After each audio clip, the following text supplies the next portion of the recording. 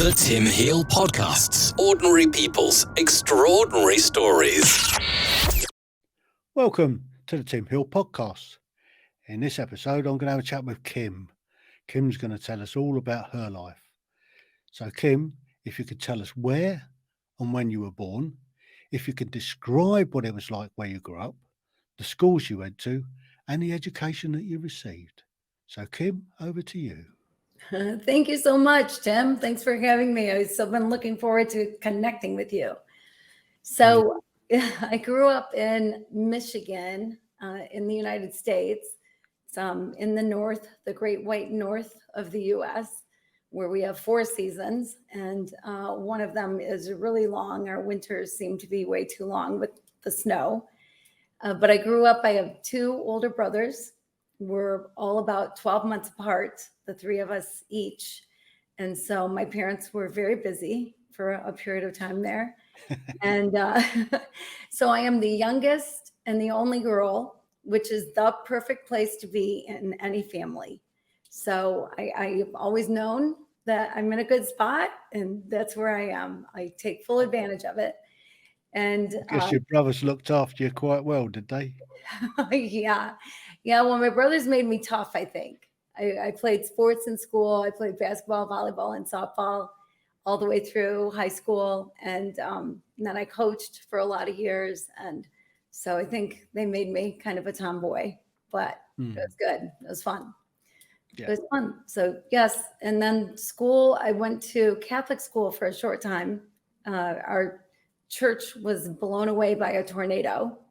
And so school was only 6th, 7th, and 8th grade at the Catholic school. And other than that, I was at the public school, and then went on to Michigan State University. Whoa. Slow down a bit. You haven't got to kindergarten yet.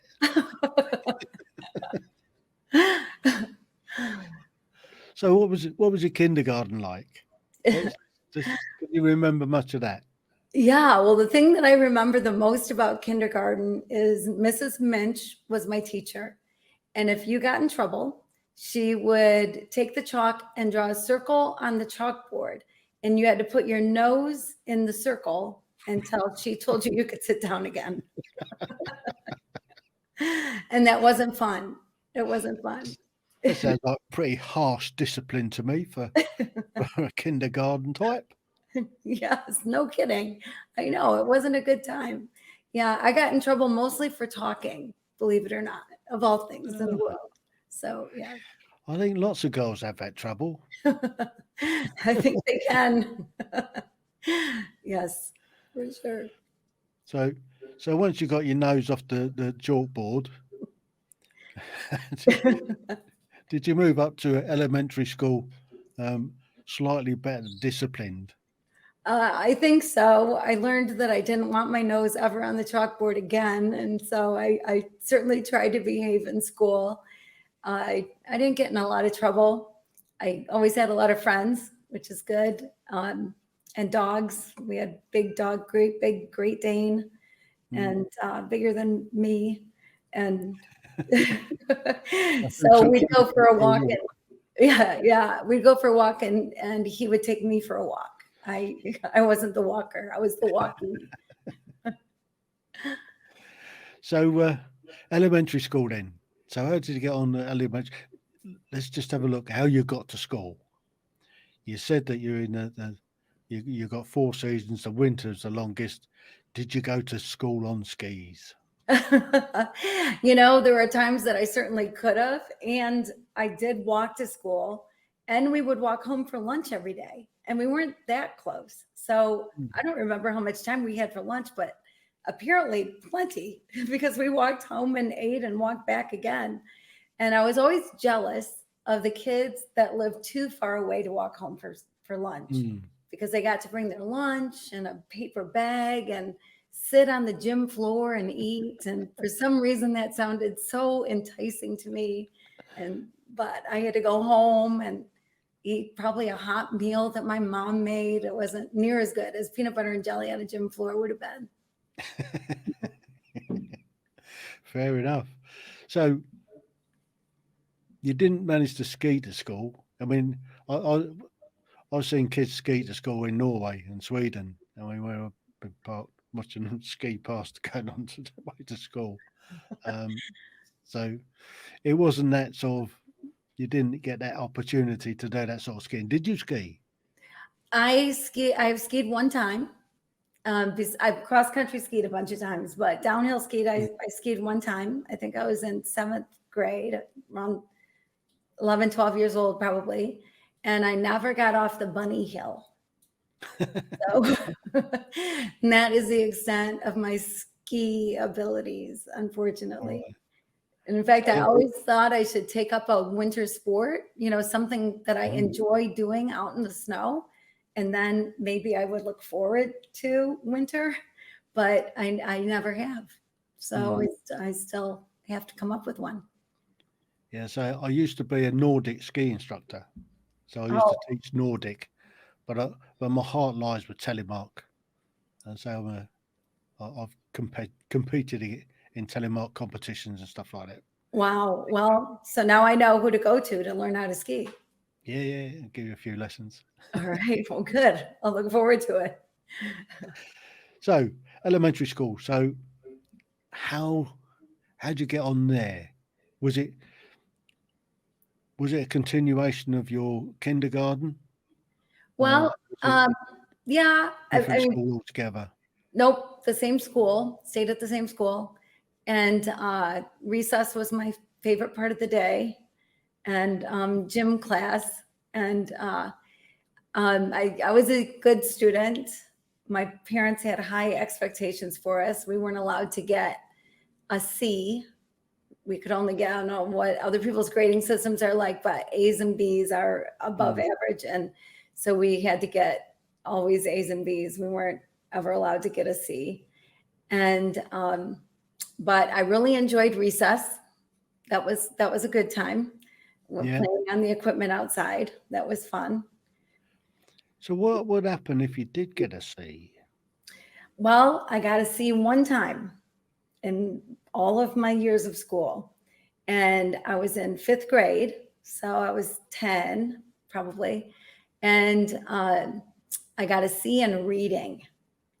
And they call it, I had a wandering eye. And so reading gave me a headache. And so I hated it. I hated to read. And so I just kind of didn't do it, and then tried to fill in some answers on the paper, and I got a C. And so because I got a C, I had to bring reading home every single night until I brought my grade up at the next report card. So that was my punishment for getting a C. There's two ways to look at that. That's either harsh or it's good for you. So definitely for you.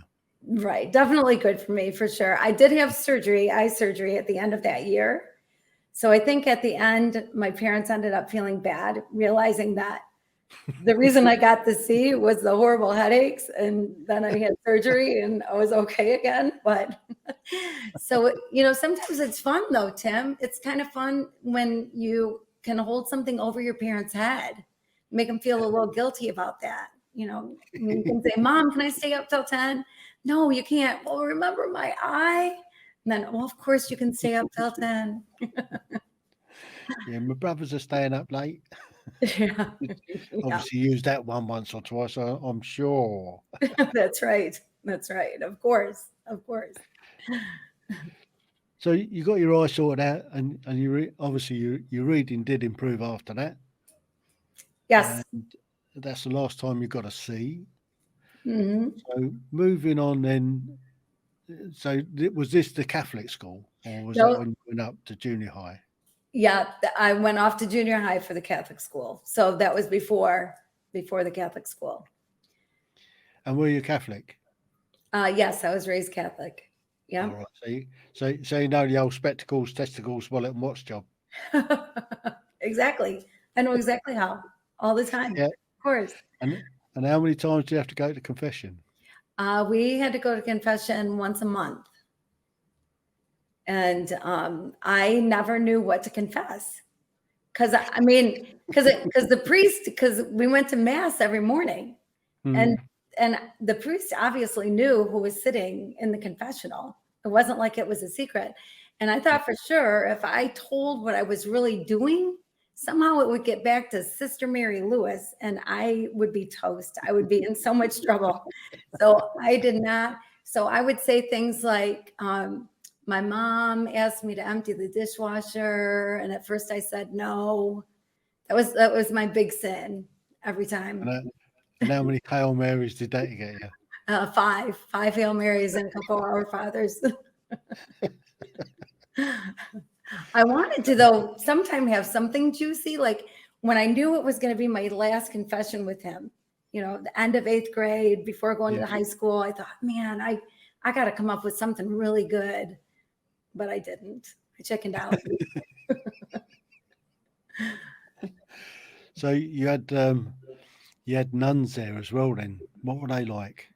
So it was 6th, 7th, and 8th grade. So there were 3 teachers, and all through the 3 grades, we had all 3 teachers because some taught, like Sister Mary Lewis taught English and Sister Rosalita taught math. And then we had a lay teacher, Mr. Klingman. And so the sisters were interesting. A lot of things that you hear about nuns as teachers are true. They were very strict, very, very strict. And there were a couple notable things that happened when I was in junior high. One was I had a boyfriend. I was in 7th grade. He was an older man. He was in 8th grade. And yes, yeah, it was quite a thing. And his name was Jack. And every day we wrote letters to each other. And we would talk on the phone sometimes. And that was our whole relationship, really, see each other at school, when you're that young. And so I was sitting in math class and Sister Rosalita's class, and I was bored. And so I was writing a letter to Jack. And Sister Rosalita saw me and told me to stop. And so I said, okay. And then I stopped for a second, and then I started writing again. Well, she warned me again. And the 3rd time she took it away. And then she gave it to Sister Mary Lewis, who gave it to the priest, gave it to the Monsignor. And then Sister Mary Lewis read my letter in front of my whole class. And she read my letter in front of Jack's whole class. And my brother was in that class. And I was devastated. I was just devastated. I thought, I probably shouldn't be writing letters in school, I guess. And then the other big thing that happened, because again, nuns, sisters, and so Sister Mary Lewis was the principal and the main 8th grade teacher and the English teacher. So end of our 8th grade year. And the school was very small. I had 26 kids in my whole grade. And so we were always together and everybody was friends because there were only so many of us. So there was a boy in my class. It happened to be my boyfriend's younger brother. His name was Fred. So Jack's younger brother, Fred. And we had to clean our desks at the end of 8th grade. And because, messy desk is the devil's workshop or something, who knows? I think it's in 1 Corinthians or something. And so Fred always had a very messy desk. And he got really mad because Sister scolded him for his messiness. And he ended up telling Sister where to go. And it wasn't a pleasant place that he wanted Sister to go. And so that didn't go over very big. And he stormed out of the classroom. And we were just didn't even know what to say. Like you could hear a pin drop in the room because we didn't know what Sister Mary Lewis was going to do. And we were sure that it was going to start thundering right in the room and stuff was going to start flying around. People's heads were going to start spinning. I don't know. We were scared. Well, the next day, Fred showed up at class. He showed up at school. And we're thinking he's done for the year. There's no way he's coming to school. He will die. Sister will kill him if he comes back to school. But we were sure of that. So before class started, Sister Mary Lewis asked me to go up to her desk. And she said, Kim, when school starts, I want you to raise your hand. And then I want you to stand up by your desk. That was the first thing that was wrong because we never stood up by our desk. we'd raise our hand to get called on, but we never had to stand up by our desk. So stand up by your desk. And then she wanted me to say to the class, sister, are we going to let Fred graduate with us? Because 8th grade graduation was just a couple days away. And I thought, oh, why are you doing this to me? So class settled down. I'm sitting in class. Sister kind of gave me the nod. So I raised my hand and I stood up and did what I had to do. I said, sister, are we going to let Fred graduate with the class? And just as I was sitting back down, Sister Mary Lewis said, I don't know, Kim. What do you think we should do? I'm not at all prepared for that. And she didn't prep me. She didn't tell me she was going to do that to me. And we were all friends. Fred was my friend. And I stumbled a bit, and I don't even really remember what I said. I just wanted to crawl into a hole and die myself right then, or tell sister where to go. But I knew that wasn't a good idea. So that was a fun experience. That was fun. And did Fred graduate with you or not? Fred did graduate with us. Yep, he did. Lucky for him. Exactly. What punishment did he get? Do you know if he got punished at all? I don't know. I know that I never had to go into Sister Mary Lewis's office, but I do know that there was a wooden board in there that she used on more than one occasion. And I don't know if Fred got introduced or reintroduced to the wooden board or not, but I'm not sure what happened to poor Fred. Brilliant. So you graduated along with Fred. Graduated along with Fred. That's right. So what happened in high school then? Yeah. So in high school, most everybody that I graduated with went on to the Catholic high school, but my brothers and I did not. We went to the public high school, and I graduated with 130 kids. So it wasn't a big school. And I did everything that you can do in high school. I played basketball, volleyball, and softball. I kept statistics for the boys basketball team. I was a class officer. I was on student council. I was on National Honor Society. I was in the musicals. I was in the choir, which they never should have let me be in the choir. I can't sing a lick. And we had a pretty good choir. I don't know why the choir director let me in. And I had to even audition for it. And she heard me sing, and she still let me in. Years later, my kids begged me not to sing, but I was in the choir for some reason. I was in the choir. It was fun. But I had a great time in high school. Tell me about your theater. Well, we did both musical and non-musical theater. So most of the plays that we did that didn't involve music were one-act plays. We had the Night of One Acts and different plays that we did. And then the musical theater, we did George M. Cohan. And then we did Annie Get Your Gun and Bye Bye Birdie and Carousel. And because I couldn't sing, I got all the greatest non-singing parts. So if there was a good non-singing part, that's the one I got.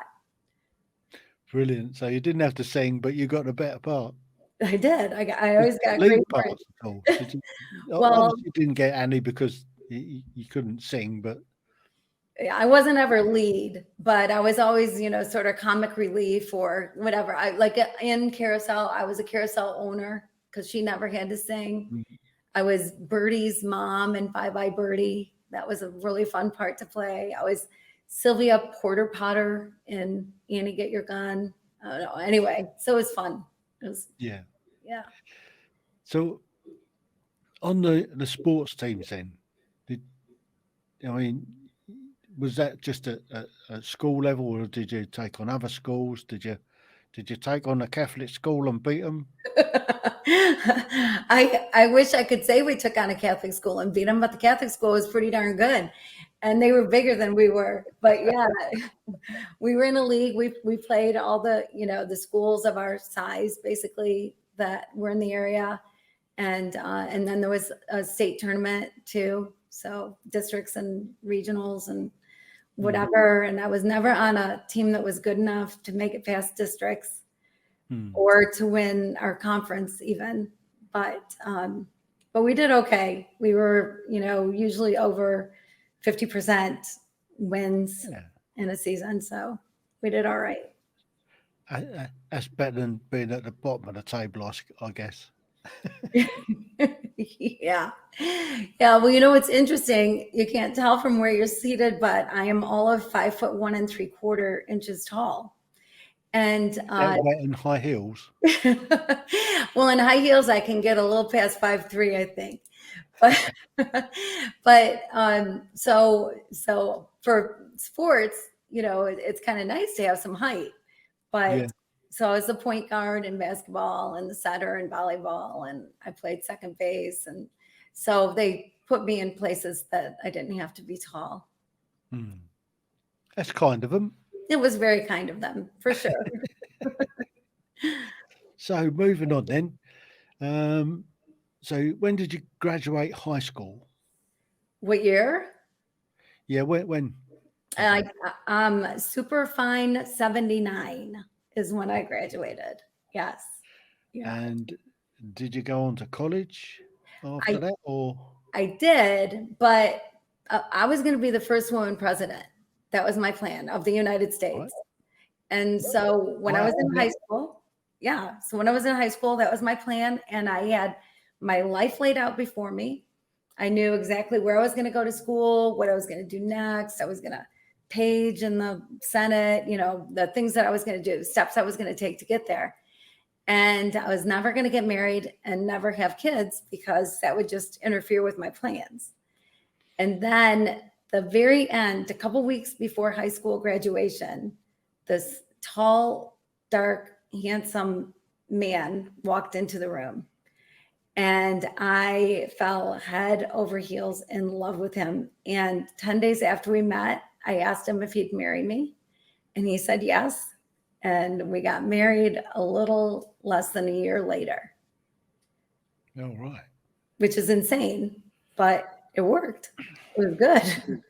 Was that about 18? So you were 18. Yes, he was 22. So what did that do to your college then?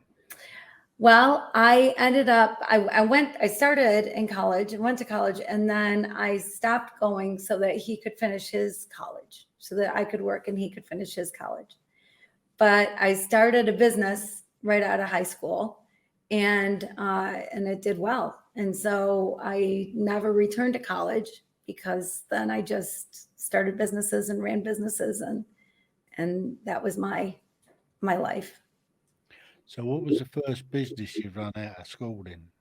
So the first business was, we were looking for a way to pay for college, my brothers and I. And so with my mom and dad and my two brothers, we bought an old 5-story furniture manufacturing building that had been empty for a lot of years.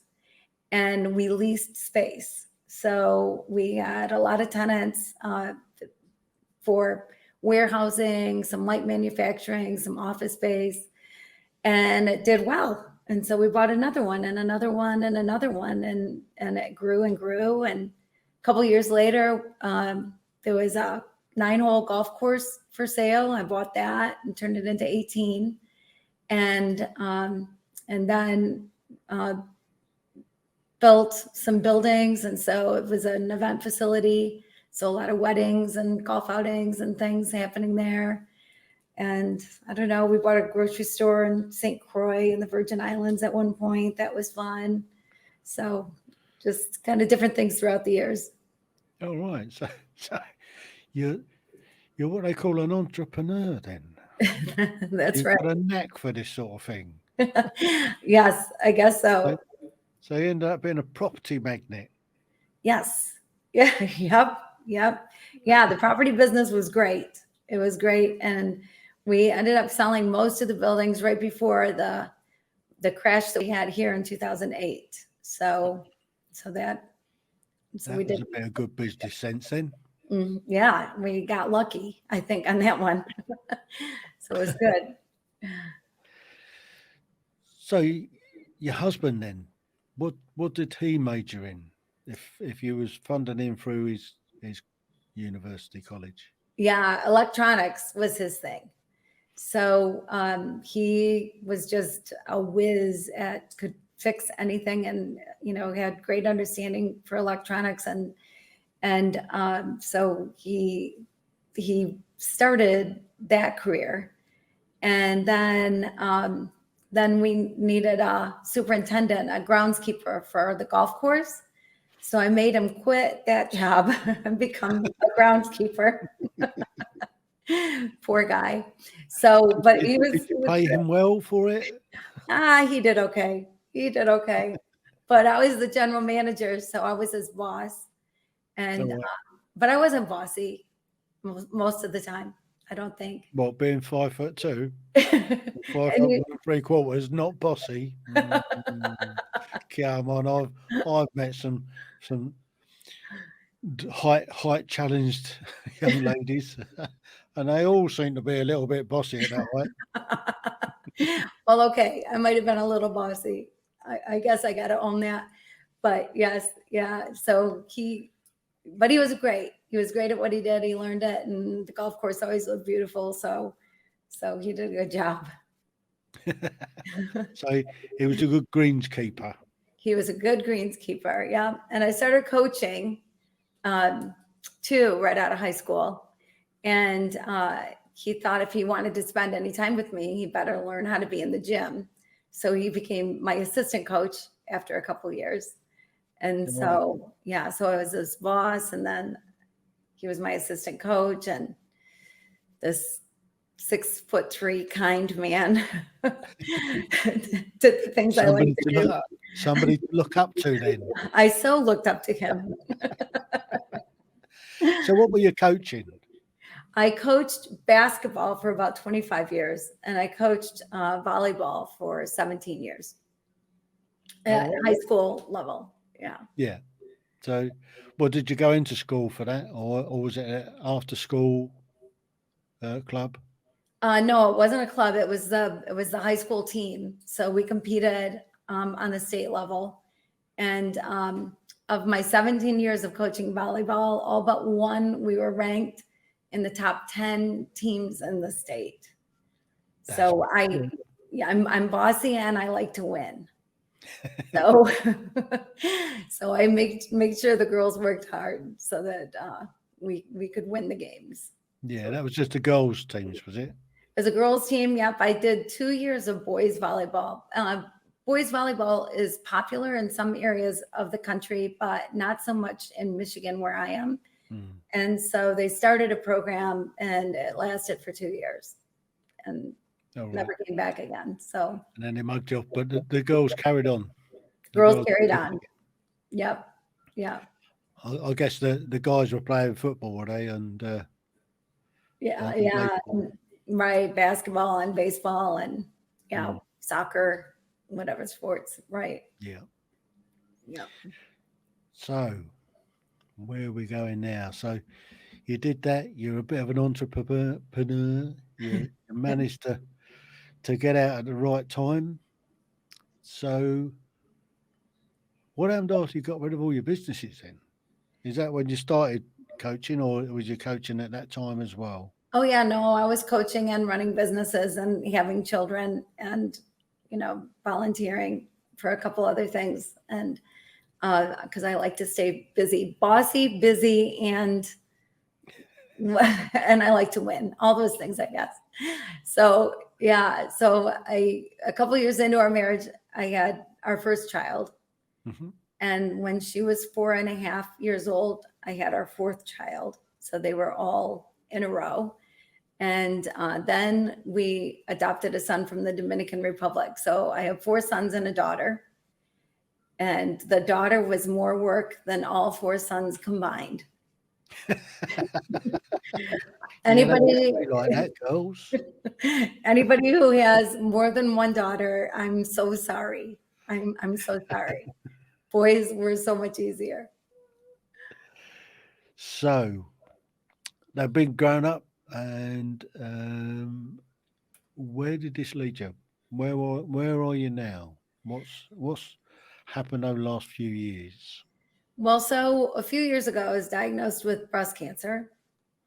And 4 months later, my husband, Mr. Tall, Dark, and Handsome Greenskeeper, was diagnosed with pancreatic cancer and passed away 6 weeks after that. And so, Flash to bang. yeah, it was quite a time because, it's hard enough, as you know, one person in the family with cancer.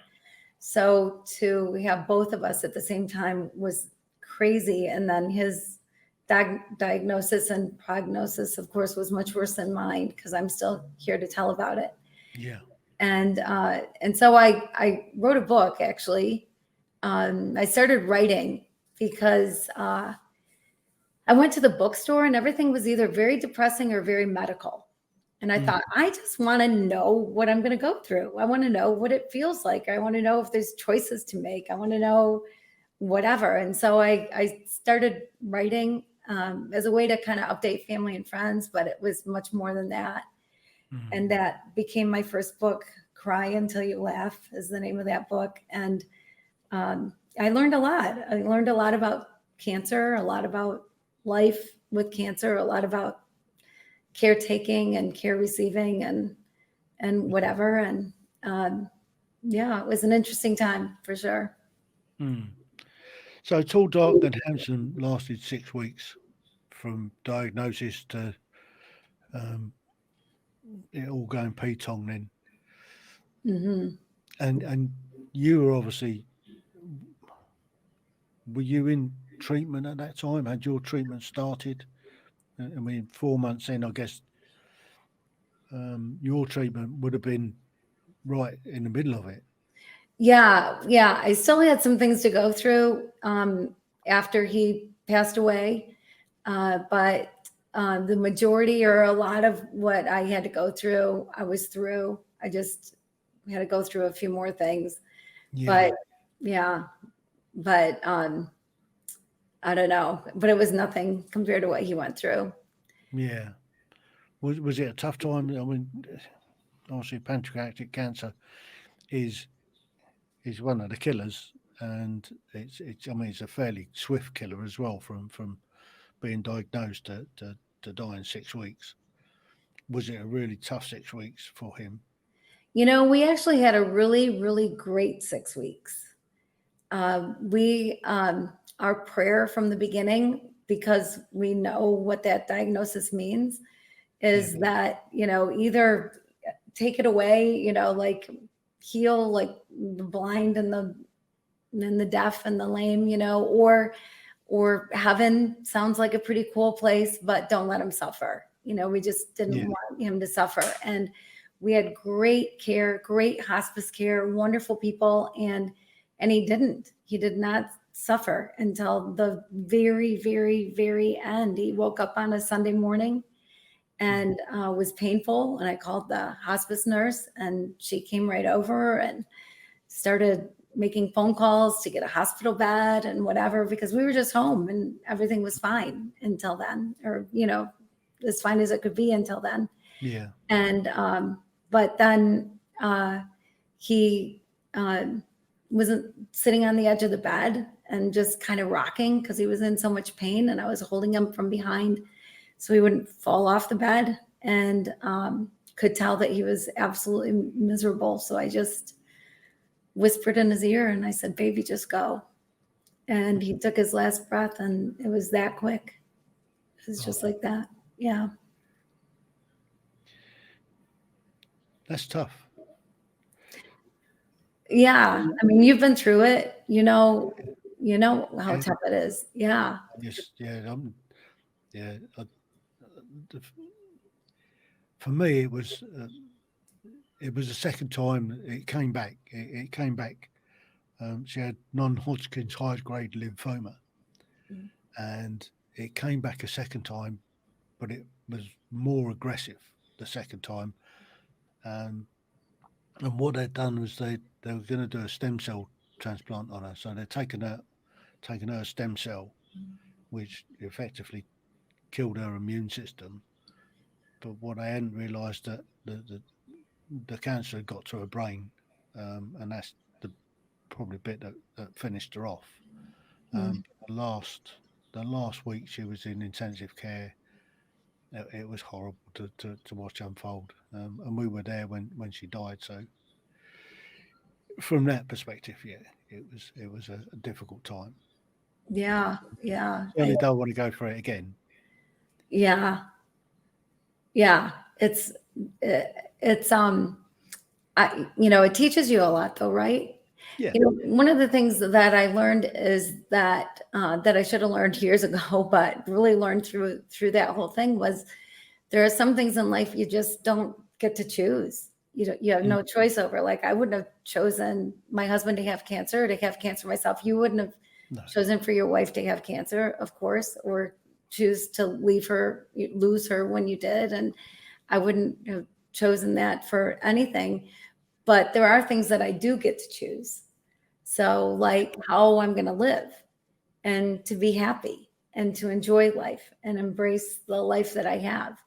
And so those are the choices that I have control over. So those are the choices I make. Yep. So it's a bit like that worry. If you can't do anything about something, there is no point in worrying about it. If you can do something about it, then there's no point in worrying about it because you can do something about it. I like that. Me. And so, I mean, worry gets you nowhere.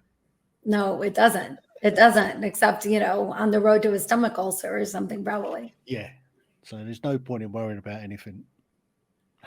Yep, I like that. I'm gonna live by that from now on. No worry. Yeah, that's good. Yeah. The other one is live every day as though it's your last, because one day it will be, Mm-hmm. and that's a guarantee. Yeah, yes, it is. I can't guarantee you're going to get taxed, but I can guarantee you're going to die. Right. It happens to the best of us. Absolutely. Yes. Sooner or later. Right. So,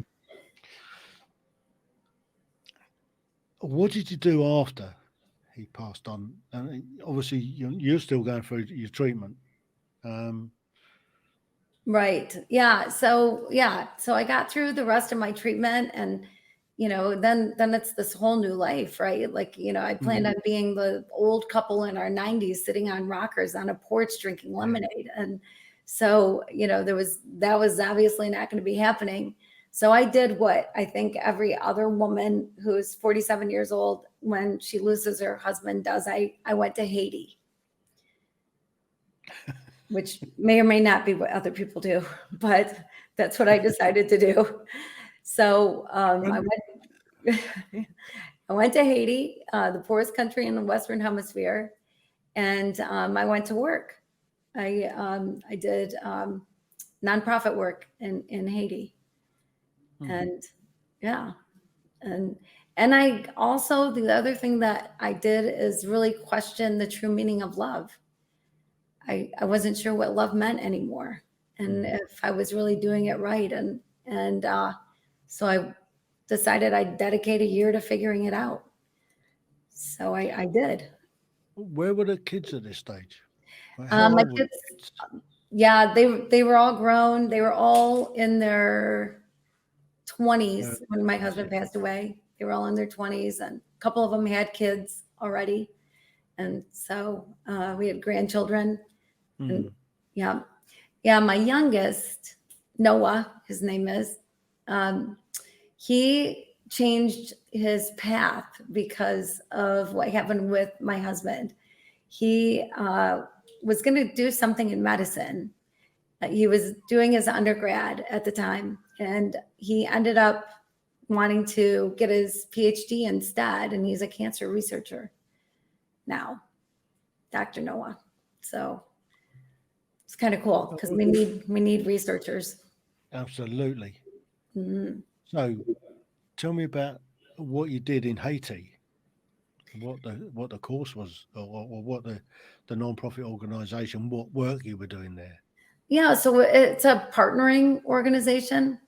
So we work with people who in their own country have a passion, a mission, a vision to do something to help people in their own country. So they understand the language, they understand the culture, they understand the real needs, but they just need somebody to walk alongside Like it's awful hard to have a school without pencils, without the supplies that you need, or without a building, or medical clinic with no bandages. And so we shipped a lot of 40-foot containers, containers over full of stuff for a lot of different organizations over there, and worked with a lot of schools, a lot of medical clinics, some orphanages, some business projects, giving people jobs, making a way for people to earn a living, and work toward a lot of self-sustainability, doing some farm projects, and whatever we could do, whatever made sense to be able to help. All right.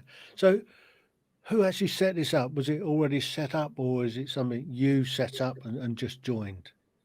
Well, my father actually had started the organization in 2000. And there was somebody who he had running it. And when I was through all my cancer stuff and deciding what I was going to do, if I was going to go back into my businesses or whatever, because I had a son who was working in the businesses who kind of took over. And so I ran into the man who was running the nonprofit. I ran into him at the grocery store, and I said, "Is there anything you need help with? Is there anything I can do?" And I said, "What about the books? What about bookkeeping?" And he said, "Oh yeah, gosh, if you could be bookkeeper, that'd be awesome." So I started as a part-time bookkeeper as I was figuring out what I was going to do. And then 12 days into that job, there was an earthquake in Haiti that killed 200,000 people. So 2 weeks later, I was in Haiti. And then I was in Haiti every month for the next several years. That's a bit different from bookkeeping. Yes. Yeah. Just a little different than bookkeeping. Yeah. So when you arrived in Haiti, I mean, you've got all this devastation that's gone on. How did you get in to do that work? I mean, obviously there's a huge amount of devastation. There's a huge amount of logistical issues that need to happen. That you've got military in there sorting stuff out. Where did you fit in, and how did you get there? Yeah, well, it's an interesting thing, right? So I knew a couple of people in Haiti, and so I worked with them to translate, because I also don't speak the language. And getting around was hard. Lots of roads that were completely blocked off because of all the debris. But at that point in time, tent cities started popping up around Port-au-Prince, around the capital. And so getting tents down there, tents and tarps, because people were sleeping outside. And for a long time, people were afraid to sleep inside. Even if their home didn't have any damage at all, they were still afraid to sleep inside. And of course, there's all the aftershocks that you get with a big earthquake. And so those were happening. So people were sleeping outside in the rain, in the weather. And so the most important thing at the beginning was getting tents and tarps to people. And so I worked closely with a lot of the tent cities. They kind of would establish their own government within their area. And so I would work with them to find out what the needs of the tent cities were. There were a lot of food needs, of course, a lot of hygiene needs, a lot of medical needs. And then I just got everybody the things that they needed. We just worked hard to make it happen. So where were you staying? Obviously, you weren't stopping in a 5-star hotel. Were you living in a tent as well? I spent some time in a tent, but there's an orphanage for children with disabilities that had a couple extra rooms that they would rent to people. And so that's mostly the time that's where I stayed, was there. So how long were you there for? Was it just a month, and then you went back every year for a month, or? No, I went every month. I went part of every month for the next several years. I was in Haiti. So I'd go down for a couple of weeks and then home for a minute, to get stuff done and then back down. So I was back and forth a lot, racked up a lot of frequent flyer miles, and I spent a lot of time down there. Yeah, and did you fund that part of it? Yeah, I funded a lot of it, but From the businesses, I guess. right, and the organization too funded part of it as well, and so. But yeah, I used a lot of my own money to go down and do the work. Excellent. So bring us more up to date now then. Where are you now, and how's life now for you? So life is pretty incredible. Life has always been pretty incredible. I have not been to Haiti for a couple of years because of the political climate. It's just not a safe place to go right now. But besides Haiti, I do work in the Dominican Republic and in Burkina Faso and West Africa and a couple other places. So I'm still able to go to other places. Just Haiti's not the best place to go right now. But I'm able to do work from here in Haiti because I know a lot of people in Haiti. So I can get a lot of work done from my home. And I just a month ago sold my last business.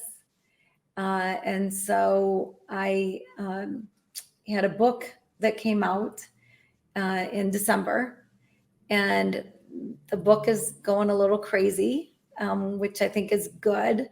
It's I lived a year trying to figure out the real meaning of love, and totally changed my life, and I think would change anybody's life, and I think could change the world.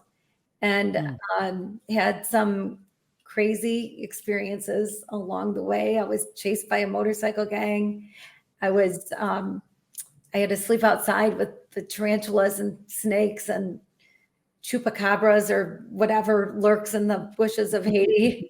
I got lost on a mile-high mountain in the dark. Anyway, so it's the book is the stories that brought me to what I learned about love, and people are buying it. I think the world is kind of desperate for some love right now. Certainly are, especially after what we've been through for the last 2 years. I mean, the pandemic, how's that treated you? Yeah, the pandemic. Well, I've had COVID 3 times, so I think that's almost a record. Yeah, thank you. You had it once? Yeah. Well, then I'm way ahead of you. You got some catching up to do. But I had it early on, and then the most recent time I had it was just last October. But the businesses that I was in while this was happening are events, weddings, and events, which came to a screeching halt for a while. And then the rules changed weekly, it seems, on what we could do, how many people outside, eventually moving how many people inside. And so it was a crazy to be in the food industry, was a little nuts during COVID. But we made it through. So I'm not sad to not be in the food industry anymore. I'm really okay with that. Because Is business still thriving after you've sold it? Yep. Yeah, the business is doing great. It was sold to somebody who owns a lot of catering facilities in town. And so they're, very busy. I left them with a whole lot of business. So I think they're happy. So it's good. Yes. So what for the future then? So for the future, I'm so passionate about this love thing. Just because I thought I knew what love was. I thought I knew the real meaning, and then found out that I was off base on a lot of it. And I thought I knew a lot of stuff.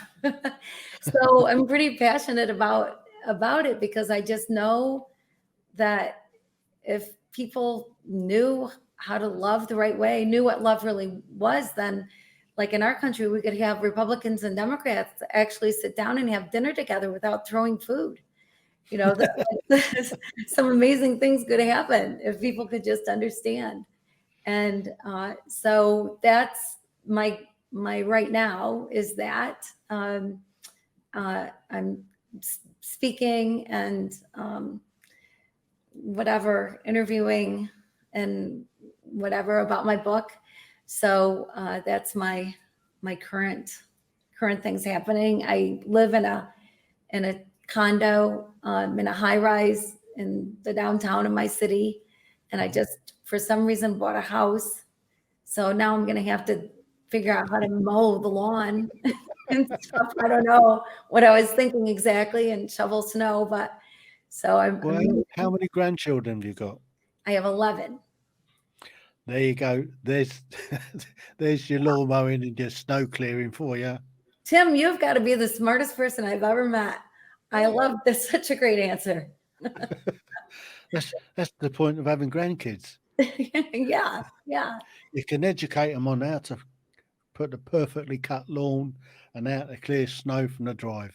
Yeah, that's great. And those are great skills for them to know. So I'm really hoping their entire future.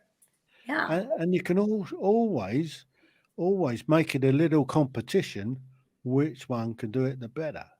I like competition. There you go. Idea. Good idea. That's how to get them to do it. Yep, I like that. I like that a lot better than paying them to do it. Yeah. Don't want to be paying them to do it. No, it's a competition. That's right. They should be paying me because I'm letting them do it. Right. Yeah. Right. Maybe I'll make cookies or something. Well, there you go.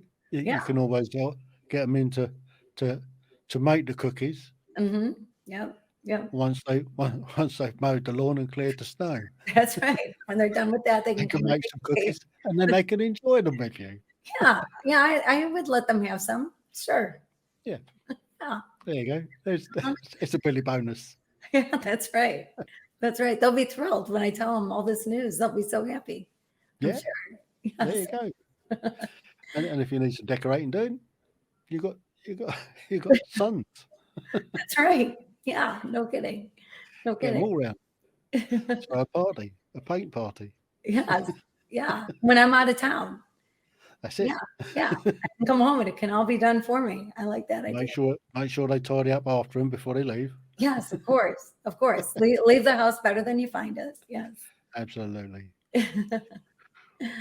Well, Kim, I think you've had a bit of a life. I've enjoyed your story very, very much. And I'm sure your grandchildren are going to enjoy it as well.